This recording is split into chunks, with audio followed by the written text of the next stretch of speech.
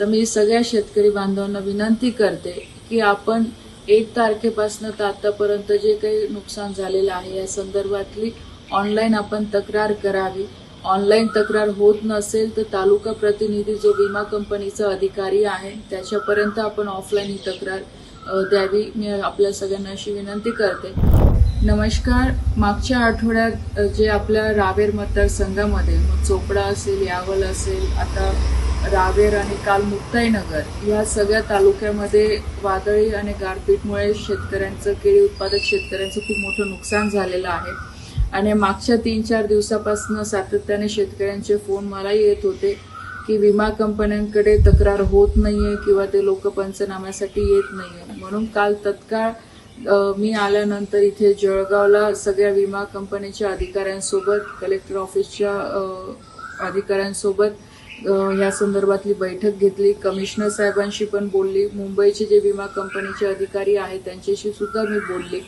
आणि ज्या काही अडचणी शेतकऱ्यांच्या होत्या की ज्यांचं ओव्हर इन्शुरन्स निघालेला आहे तर ते ओव्हर इन्शुरन्सच्या नावाखाली बरेचसे शेतकऱ्यांचे क्षेत्रफळ हे कमी करण्यात आलेले आहे, जेव्हा की शेतकऱ्यांनी पूर्ण विमा भरलेला आहे।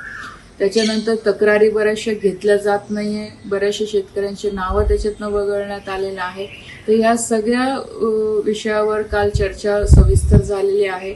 कमिशनर साहेबांनी पण विमा कंपनीच्या लोकांना आदेश दिलेला आहे, मी सुद्धा पत्र दिलेलं आहे की तत्काळ शेतकऱ्यांच्या ऑनलाईन या तक्रार घेतल्या गेल्या पाहिजे। ज्यांचा ओव्हर इन्शुरन्स तिथे दाखवला जातोय तर स्पॉट्स व्हेरिफिकेशन तिथे केलं गेलं पाहिजे की खरोखर शेतकऱ्यांचं जर क्षेत्रफळ तेवढं असेल तर ते क्षेत्रफळ कमी न करता शेतकऱ्यांना पूर्ण भरपाई ही मिळालीच पाहिजे। आणि ह्या संदर्भातला विषय मी आदरणीय मुख्यमंत्री देवेंद्रजी यांच्या कानावरही घातलेला आहे, कृषी मंत्र्यांना सुद्धा आपण कळवलेलं आहे, काल तसं पत्र सुद्धा देण्यात आलेलं आहे। तर मी सगळ्या शेतकरी बांधवांना विनंती करते की आपण 1 तारखेपासून तर आतापर्यंत जे काही नुकसान झालेलं आहे या संदर्भातली ऑनलाईन आपण तक्रार करावी। ऑनलाईन तक्रार होत नसेल तर तालुका प्रतिनिधी जो विमा कंपनीचा अधिकारी आहे त्याच्यापर्यंत आपण ऑफलाईन ही तक्रार द्यावी। मी आपल्या सगळ्यांना अशी विनंती करते।